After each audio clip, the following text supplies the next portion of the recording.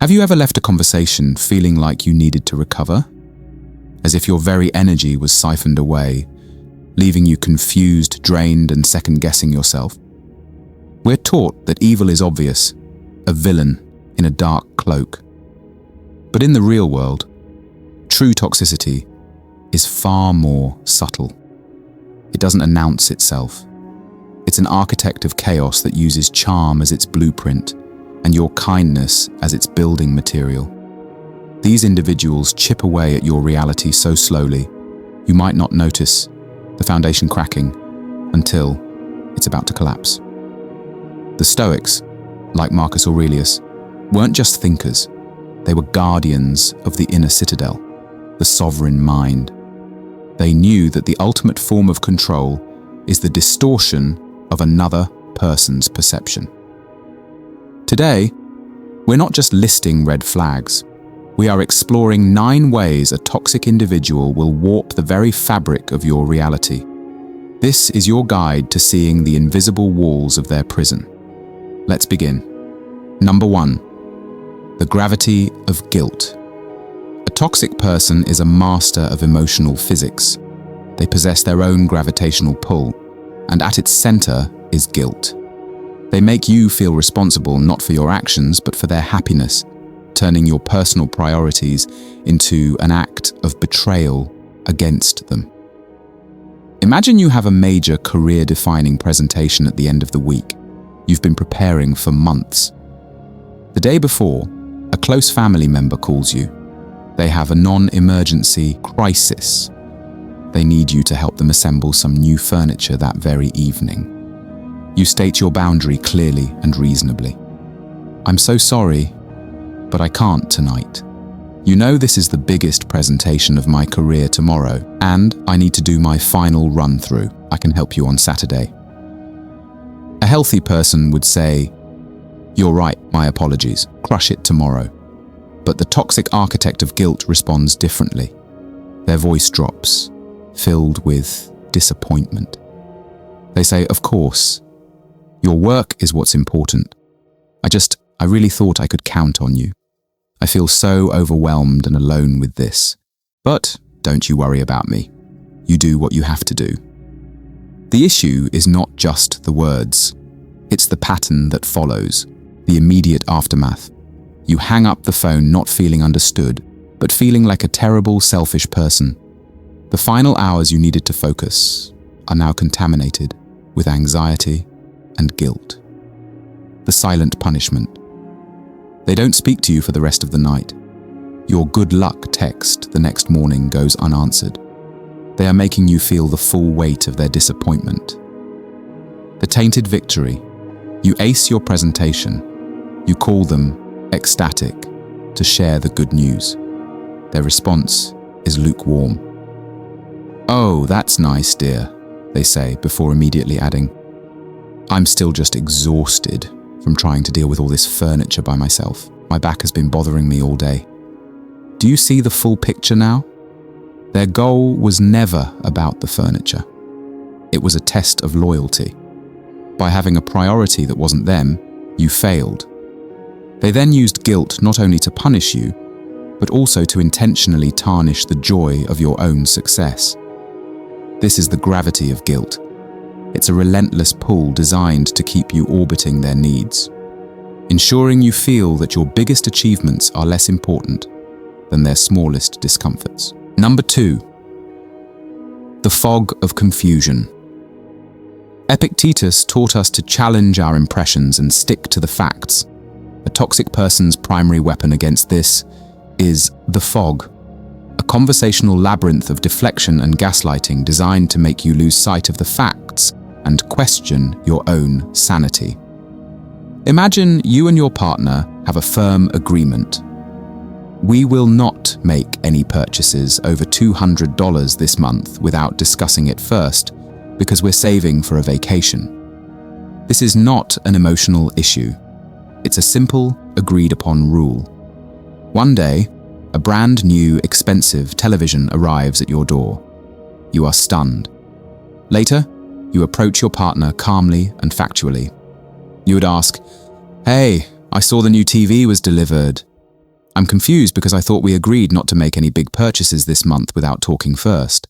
A healthy person would say, "You are right, I messed up. Let's talk about how to fix this." But the architect of fog acts different. Step 1. Deny reality. They look at you with genuine surprise and say, "I don't remember ever saying that. I think you're misremembering. We said we'd try to save, not that we had a hard rule." Step 2. Reverse the blame. When you stand firm on the facts, they pivot. You know, the real issue here is your controlling behavior. It's just like that time 3 years ago when you were upset I bought those concert tickets. You're always trying to manage my money. I feel like I can't breathe. The conversation is no longer about the TV. It's now about a past event and your alleged character flaws. Step 3. Play the victim. Now that you are on the defensive, they complete the maneuver. "I work so hard and I just wanted one nice thing for us to enjoy together. I can't believe you're turning this into a huge fight and attacking me. I feel so unappreciated. Look at what happened. You started with a simple, factual violation of an agreement. You are now leaving the conversation feeling like a controlling, unappreciative person, possibly even apologizing for making them feel bad. The TV is forgotten. The broken agreement is forgotten. All that remains is the thick, disorienting fog and the lingering feeling that you were somehow the one in the wrong. This is not a simple argument. It is psychological warfare. Its purpose is to exhaust you into submission so that rules and accountability no longer apply to them. The Stoic response is to hold on to that initial objective fact like a compass in the fog and refuse to be led into the labyrinth. Number 3. The echo chamber of insecurity. A toxic person rarely attacks your strengths. That's too obvious. Instead, they find the quiet doubt you already have about yourself and act as a twisted echo chamber, amplifying your worst fears back at you under the guise of being realistic. Imagine you've been working hard to overcome a specific insecurity, let's say a fear of public speaking. After weeks of practice, you feel a spark of real progress and share it with them. You said to that person, "I'm actually starting to feel confident about the presentation next week. I think I might finally do a good job." A supportive person would celebrate this breakthrough. But the toxic individual offers a different kind of reflection. They give you a soft, knowing look and say, "That's so good that you feel confident. Just remember not to set your expectations too high. We both know this has always been a major weak spot for you." Let's be clear about what just happened. This is not concern. It is masterful psychological sabotage. In one short sentence, they dismissed your genuine confidence as a mere feeling, framed your ambition as a likely future failure. Don't get your hopes up. And reinforced your old identity by saying, "We both know this is your weakness." They took the fragile flower of your progress and tried to crush it by reminding it of the concrete it grew through. Their goal is not to protect you from disappointment. It is to protect themselves from your potential. They need you to stay locked in the before picture of yourself, because your growth threatens their sense of control. Number 4, the shrinking world. One of the most insidious signs is not what they add to your life, but what slowly disappears from it. Under their influence, your world, your hobbies, your other friends, your ambitions, begins to shrink. Imagine you used to love your weekly painting class, but your new partner always seems to have a mini crisis right before you're about to leave, or makes comments about how tired you seem, suggesting maybe you should rest instead.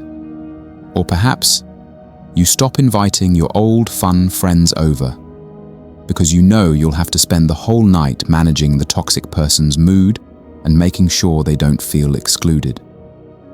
Slowly, your life becomes a series of calculations designed to accommodate them. The energy required to maintain their stability leaves no room for anything else. Your world hasn't been conquered. It has been quietly and voluntarily surrendered. Number 5. The shifting goalposts of affection. Their approval is a moving target that you will never, ever hit. The rules for what makes you good are constantly changing, keeping you in a perpetual state of trying to please them. One week, your boss praises you for your initiative and for taking charge on a project. Feeling confident, you do the same on the next project. This time, they criticize you in a meeting for overstepping your role and not being a team player. The praise you received yesterday becomes the reason for your condemnation today.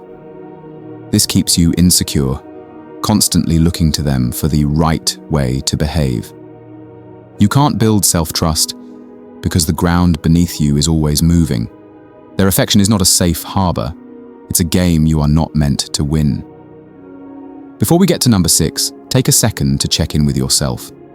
If you are recognizing any of these patterns in your own life, hit that like button to help spread this awareness to others who might need it. Let's get back to it. Number 6, the future as a hostage. These individuals often control you not with present-day cruelty, but by holding a beautiful vision of the future hostage. Your happiness is always just around the corner, but you have to pay for it today. Imagine a partner tells you, "We will be so happy as soon as we move into a bigger house," or "Things will be better between us once your new job settles down," or a boss dangles a promotion that's always 6 months away to justify overworking you right now. The good times are always conditional and always in the future. This tactic prevents you from assessing the reality of your present unhappiness. You stop questioning the current neglect or disrespect because you are so invested in the promised reward. They are making you pay for a ticket to a destination the train is never scheduled to reach. Number 7. They are obsessed with the scoreboard. Marcus Aurelius urged us to find our purpose in cooperation. Toxic people can't cooperate. They can only compete. Life to them is a zero-sum game where every interaction is measured. And for them to win, someone else must be seen as losing. Picture this. You're in a team meeting and you've just finished presenting an update on a project that went exceptionally well. Your boss is pleased and there's a positive energy in the room. A healthy colleague would say, "Great job. That's a win for the team." But the person obsessed with the scoreboard immediately jumps in. "That's excellent. And on that note, I've just secured a preliminary meeting with that new client I've been pursuing." Notice how they couldn't let the shared success have its moment. They had to immediately put a point on their own personal scoreboard to ensure they weren't being outshone. They see your success not as a shared victory, but as a direct challenge to their status. With them, you're not a teammate, you're just the current opponent on their private leaderboard. Number 8, they use your secrets as future ammunition. Trust is the currency of all healthy human connection. For a toxic person, however, the vulnerability you share with them is not a gift to be protected. It is a weapon to be stored and used for their own social advantage. Imagine you are in a small, intensive workshop for entrepreneurs. In a session about overcoming challenges, you vulnerably admit that your biggest business hurdle has been your fear of networking and making cold calls. Weeks later, you are at a high-stakes industry conference, speaking with a potential major investor. The person from your workshop joins the conversation, and trying to sound witty and familiar, they say with a laugh, "Just so you know, if you need someone to make the tough calls, don't look at this one. We're still working on getting them on the phone." They took a moment of professional vulnerability, shared in what should have been a trusted space, and deployed it as a cheap punchline in front of someone important. Your trust was simply a social currency they decided to spend to make themselves look clever and in the know. Number 9. They delight in subtle chaos. While some people cause loud, obvious destruction, many toxic individuals are masters of subtle chaos. They destabilize your environment with 1,000 tiny, deniable cuts that slowly erode your focus and peace. Think of a colleague in a shared office. They never confront you directly, but they are experts at quiet sabotage. They accidentally forget to CC you on a crucial email chain about a project you're both on. They borrow a specific tool or charger from your desk right before you have a big deadline. They consistently use the last of the paper in the shared printer and forget to refill it. Each incident on its own is small enough to be plausibly deniable. Oh, sorry. It totally slipped my mind. But the cumulative effect is an environment of constant friction and low-grade anxiety. You find yourself spending more energy managing their accidents and anticipating their next move than doing your actual work. They aren't seeking open conflict. They are feeding off the quiet chaos they create, giving them a subtle sense of power over your focus and your environment. Seeing these patterns is not about condemnation. It is about liberation.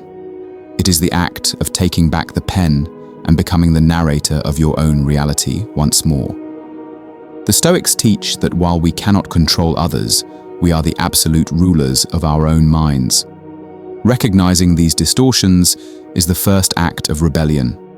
Trusting your own confusion, honoring your own exhaustion, and valuing your own joy is how you begin to dismantle the prison. You are not crazy. You are not too sensitive. You are a person waking up. If this video helped you see things more clearly, hit that like button to share this message. Subscribe for more wisdom on navigating the complexities of life. Thank you for watching. Reclaim your reality.